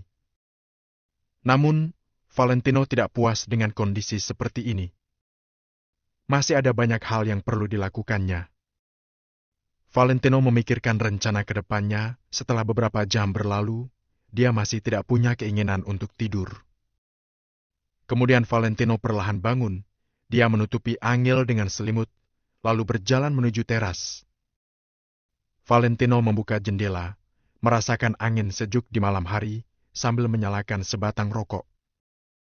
Karena sudah beberapa bulan tidak merokok, sekarang dia bahkan merasa tidak nyaman ketika mulai merokok lagi. Setelah merasakan adanya asap di paru-paru, Valentino merasa semakin bersemangat. Dia melihat jam, sekarang sudah jam 11-an, 3 menit lagi sudah jam ke-12. Valentino mengeluarkan ponsel, mencari nomor yang ditinggalkan oleh Hendrik, kemudian menelpon. "Maaf, nomor yang Anda hubungi sedang tidak aktif. Silakan coba beberapa saat lagi." Ternyata terdengar lagi suara peringatan bahwa ponsel tidak aktif. Valentino menghela napas, kemudian meletakkan ponsel. Setelah selesai merokok, waktu sudah menunjukkan jam 0:02. Valentino melihat ponsel, kemudian menelpon lagi. "Bab 689, saya akan terus berada di sisimu." Di kota Neo. Zona pengembangan kota Arteria. Di lokasi konstruksi di sebuah gedung yang terbuat dari baja. Hendrik sedang berbaring di atas kasur, saat ini matanya menatap ke arah jam dinding. Segera setelah waktunya tiba, Hendrik langsung duduk di atas kasur. Dia dengan cepat memindahkan kasur dan sekali lagi mengambil ponsel kuno itu. Hendrik menekan tombol DA, tapi tidak ada respons apapun. Dia hanya mendengar suara detak jantungnya sendiri. "Haf!" Hendrik menghela napas. Setelah itu, dia mengambil baterai cadangan terakhir dan menekan ponselnya. Pada saat ini, ponselnya baru menyala. Sebenarnya, kesempatan seperti ini jarang sekali terjadi. Hendrik sudah lama menunggu saat ini tiba. Terakhir kali dia mencobanya, hanya ada kekecewaan, tapi dia sama sekali tidak ingin menyerah. Selama ada kesempatan, maka dia bisa membuka ponselnya. Setelah ponsel itu akhirnya menyala, Hendrik pun meletakkannya di atas kasur. Hendrik seperti sedang berziarah dan memandang ke ponsel itu dengan tulus. 10 detik, 30 detik, 1 menit, dan sampai 2 menit berlalu. Tidak terasa, separuh waktu sudah berlalu. Seperti biasa, ketika menjelang sore hari, perasaan Hendrik mulai menjadi hening. Pada saat ini, ponsel yang diletakkan di atas kasur itu tiba-tiba bergetar. Hendrik seketika terbelalak, jantungnya berdebar dengan sangat cepat. Dia langsung mengambil ponselnya dan menekan tombol jawab. Akan tetapi, Hendrik sama sekali tidak berbicara, dia hanya menempelkan ponselnya ke telinga dan menunggu. Setelah 5 detik berlalu, tiba-tiba terdengar suara. "Pak Hendrik?" Mendengar suara yang sangat familiar itu, perasaan Hendrik menjadi menggebu-gebu dan air matanya pun tidak terbendung lagi.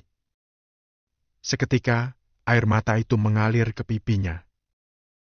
Namun, Hendrik tidak mau mengulur waktu, dia segera mengangkat ponselnya.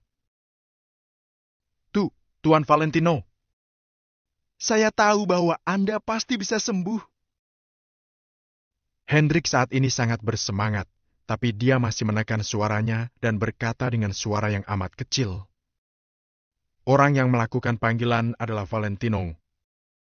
Setelah Valentino mendengar suara Hendrik, dia menghela napas panjang dan hampir menangis. Entah sampai kapanpun, orang tua itu akan selalu peduli terhadapnya. Pada saat ini, kecemasan yang Valentino rasakan sebelumnya akhirnya hilang karena tidak terjadi apa-apa pada Hendrik. "Pak Hendrik, bagaimana keadaan Anda sekarang?" Tanya Valentino sambil menggosok-gosok hidungnya. "Tuan muda Valentino, baguslah kalau Anda tidak apa-apa. Waktu saya sangat terbatas. Sekarang Anda harus mendengarkan ucapan saya baik-baik, Anda juga harus mengingatnya." Hendrik menekan suaranya dengan sangat rendah. Selalu ada orang yang berjaga-jaga di sekitar tempat Hendrik tinggal, jadi dia harus menekan suaranya. Valentino langsung buru-buru menutup jendela, kemudian mendengarkan perkataan Hendrik dengan sangat serius. Oke, katakanlah, jawab Valentino.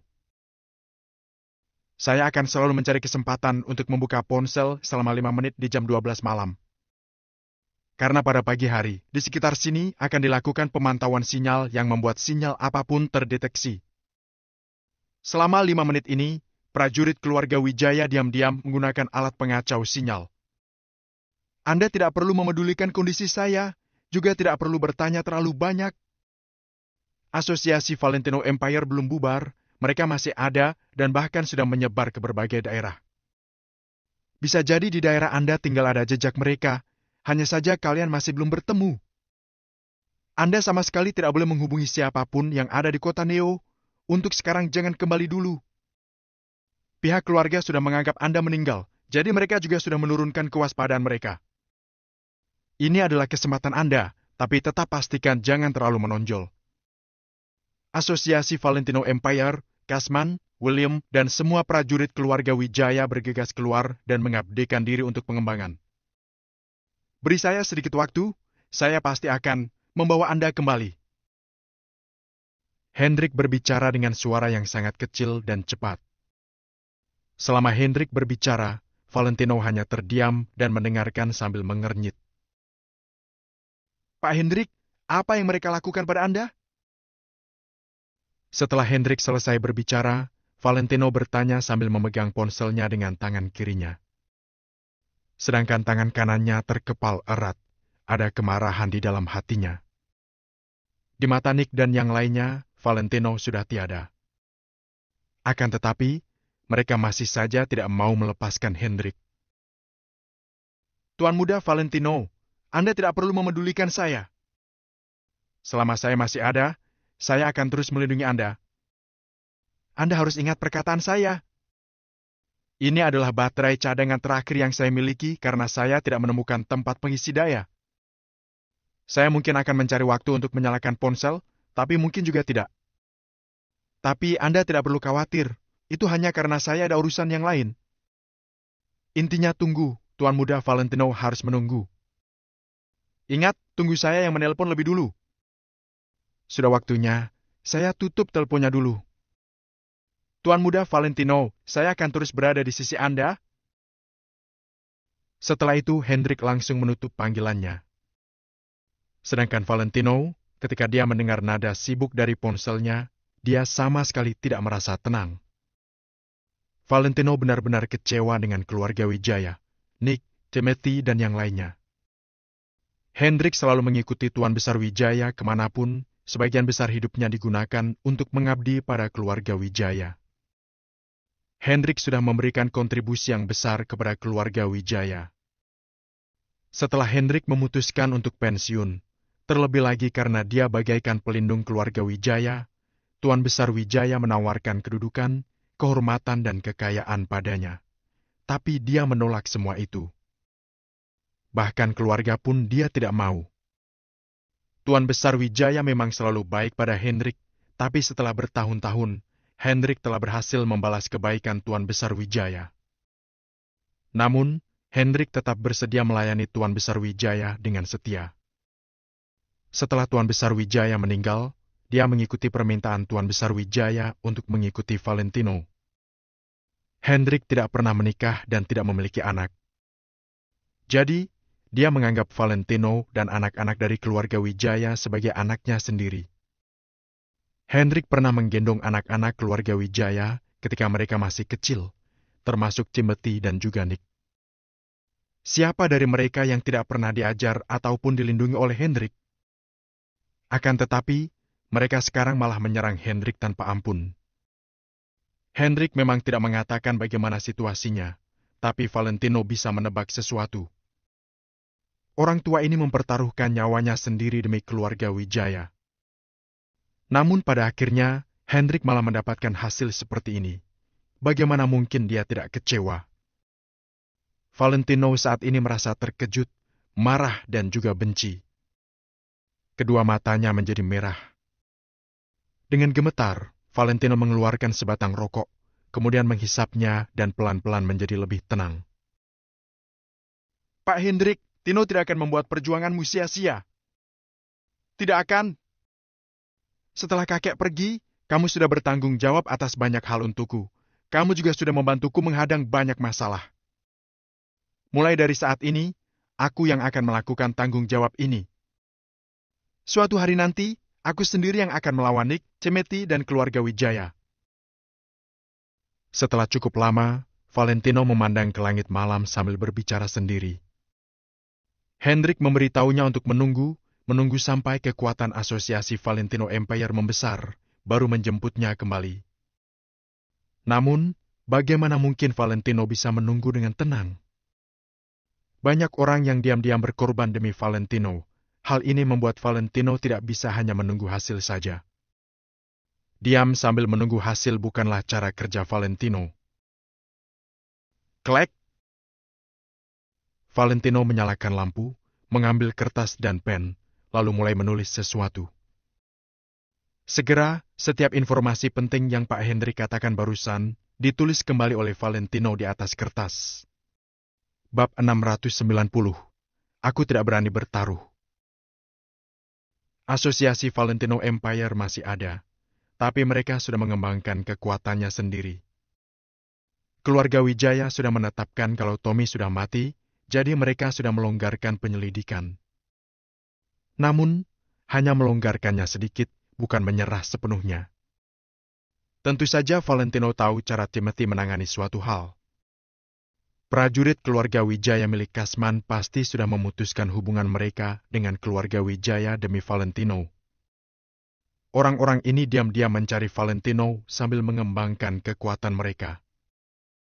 Baik meningkat banyak atau tidak, selama bisa lebih kuat sedikit, maka mereka bisa meningkatkan peluang Valentino untuk menang. Bisa dibayangkan kalau Pak Hendrik kali ini benar-benar sudah melakukan aksi yang besar dan cerdik. Di permukaannya, Tommy sudah mati dan segala kekuatannya sudah musnah dan hilang. Namun kenyataannya, kekuatan ini belum dimusnahkan, melainkan tersebar di seluruh dunia. Selama ada aba-aba dari seseorang, kekuatan ini akan langsung berkumpul bersama. Mengenai kekhawatiran Pak Hendrik, dia meminta Valentino untuk menunggu terlebih dulu dan Valentino juga bisa memahaminya. Karena kapanpun Valentino memberi aba-aba, orang-orang itu tanpa ragu akan langsung berkumpul di kota Neo. Walaupun mereka belum meraih pencapaian apapun, selama Valentino angkat bicara, mereka akan langsung kembali. Ketika ketua kembali, maka anak buahnya juga harus kembali. Ketika semuanya berkumpul, akan ada pertempuran hebat di kota Neo. Namun, hanya ada satu peluang. Ketika saat itu tiba, Valentino tidak akan bisa menyembunyikan kematian palsunya lagi dan pasti akan diawasi kembali oleh keluarga Wijaya. Kalau Valentino mempunyai kekuatan yang tak tertandingi, setelah mendapat kota Neo kembali, dia akan langsung membawa orang ke selatan dan menyerang keluarga Wijaya yang ada di kota Comer, Pulau Wire. Namun, kalau kekuatannya tidak cukup, paling-paling dia hanya akan mengambil kembali kota Neo dan dihukum lagi oleh sang monster, keluarga Wijaya di kota Comer. Valentino tidak berani bertaruh. Karena kali ini, yang dia pertaruhkan adalah nyawa dari semua anggota asosiasi Valentino Empire. Mempertaruhkan kesetiaan dan kegigihan semua anggota asosiasi Valentino Empire, serta harapan tulus dari Hendrik dan yang lainnya. Pertempuran kali ini harus dimenangkan, tidak boleh sampai kalah. Karena itu, bahkan jika dia bisa kembali ke kota Neo sekarang, dia tidak boleh melakukan itu. Kekuatannya masih dangkal, serta dia belum tentu bisa menang melawan keluarga Wijaya. Kalau tidak ada kepastian akan kemenangan, maka dia tidak boleh gegabah. Hal yang bisa dilakukan sekarang hanyalah menunggu. Memberikan lebih banyak waktu pada anggota asosiasi Valentino Empire untuk berkembang. Ketika saat itu tiba, itulah hari pertempuran penentunya. Valentino percaya bahwa hari itu akan segera tiba. Asosiasi Valentino Empire yang sudah menyimpan kebencian pasti akan terus mengembangkan kekuatan mereka dengan gigih setiap harinya, menanti saat untuk kembali. Wush! Valentino meraih dan mengambil peta kota Vero, lalu membuka dan melihatnya di atas meja. mereka sedang menanti, Valentino juga sama. Namun, Valentino tentu saja akan melakukan sesuatu. Tidak masalah kalau Valentino tidak mendatangi kota Vero. Karena mereka sudah ke kota Vero, maka mereka harus maju dan meningkatkan peluang untuk menang. Kehidupan itu bagaikan permainan catur. Aku bersedia menjadi bidak. Siapa yang pernah melihatku mundur? Kota Vero ini pasti akan ditaklukkan. Baik sesulit apapun itu, Valentino tidak akan mundur. Di kamar, Angel sudah berdiri di pintu kamar dengan baju piyamanya. Tangan mungilnya memegang kusen pintu, dia melihat ke arah ruang tamu. Saat melihat Valentino yang sedang mengernyitkan dahinya, Angel langsung menghela napas panjang dalam hati. Sayang, aku tidak bisa membantumu apa-apa, tapi aku akan berusaha sekeras mungkin untuk memberikanmu sedikit kekuatan. Gumam Angel. Dia sudah memutuskan, mulai besok dia akan pergi bekerja. Bekerja bukanlah tujuannya, tujuannya adalah untuk membuat lebih banyak koneksi untuk membantu Valentino. Keesokan harinya, Valentino keluar untuk bertemu dengan Riz. Untuk mempertahankan hubungan, interaksi itu diperlukan. Kepercayaan juga akan tumbuh secara perlahan dan bertahap. Dari pertemuan beberapa hari ini, hubungan Valentino dan Riz menjadi semakin akrab. Valentino juga semakin percaya dengan Riz. Riz juga bisa diminta untuk membantu dalam beberapa rencana. Riz sangat pintar. Apapun yang Valentino katakan, dia hanya mengerjakannya dan tidak pernah bertanya-tanya. Setelah Valentino bertemu dengan Riz dan membicarakan beberapa hal, dia langsung pulang ke rumah. Angel mengenakan baju rumah santai. Walaupun pakaiannya longgar, tapi bentuk tubuhnya yang luar biasa itu tidak dapat disembunyikan. Saat ini, dia sedang duduk di atas sofa, salah satu tangannya memegang ponsel dan tangan lainnya sedang menulis di kertas. Setelah menghampirinya, ternyata Angel sedang mencari pekerjaan. Di buku itu ada beberapa nomor telepon untuk lowongan pekerjaan. Angel, kita masih ada 600 juta. Kamu tidak perlu bekerja. Ujar Valentino dengan lembut sambil mengusap hidung Angel. Tidak. Apa kamu mau aku menjadi ibu rumah tangga? Jawab Angel tanpa menoleh sedikit pun. Pandangannya terfokus pada informasi lowongan pekerjaan di perusahaan-perusahaan besar. Valentino terdiam sejenak, lalu berkata dengan serius. Selama 3 bulan sebelumnya, kamu yang menghidupi aku. Mulai hari ini, biar aku yang menghidupimu. Setelah mendengar perkataan Valentino, Angel menoleh secara perlahan, matanya yang cantik terlihat menyentuh orang. Setelah cukup lama, Angel juga menjawab dengan serius.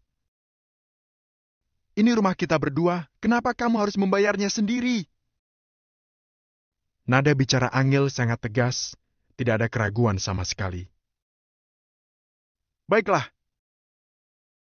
Valentino setuju dan berkata, kalau begitu, aku akan menelpon temanku, kamu bekerja di tempat dia saja. Dengan itu, aku bisa lebih tenang. Tidak mau. Itu akan membuatku merasa tidak nyaman karena mendapatkan pekerjaan menggunakan orang dalam. Aku ingin bekerja keras dan mengembangkan kekuatanku sendiri. Jawab Angel dengan pelan. Walaupun arti dari perkataan Angel sangat samar, Valentino tetap memahaminya. Dia langsung merasa sangat tersentuh.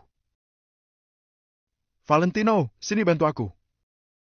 Perusahaan Rice Real Estate ini cukup bagus. Kekuatan finansialnya cukup kokoh dan timnya berbakat. Walaupun belum berdiri terlalu lama, mereka berkembang dengan sangat cepat. Kekayaan bersihnya mencapai 2 triliun dan terlihat cukup berpotensi. Menurutku, masa depannya sangat menjanjikan. Kebetulan lowongannya juga sesuai dengan pekerjaanku dulu. Bagaimana pendapatmu?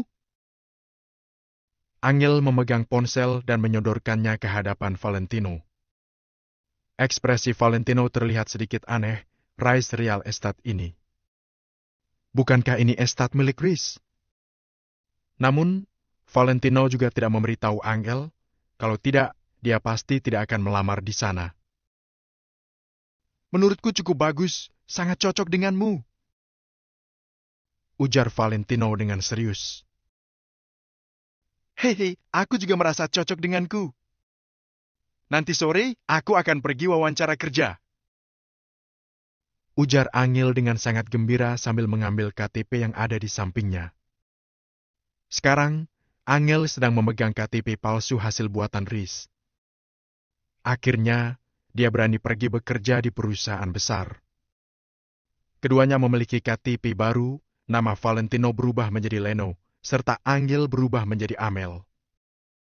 Orang yang bermarga Wijaya cukup banyak, nama keduanya tidak akan menarik banyak perhatian orang. Selama bukan keluarga Wijaya sendiri yang melihat Valentino, maka keduanya tidak mungkin akan dikenali orang. Kalau Tuan Besar Kusuma sampai tahu kalau namamu ikut diganti, dia kemungkinan akan marah besar. Ujar Valentino sambil tertawa dan mengusap hidungnya. Nama ini diganti sesuai dengan permintaan Angel.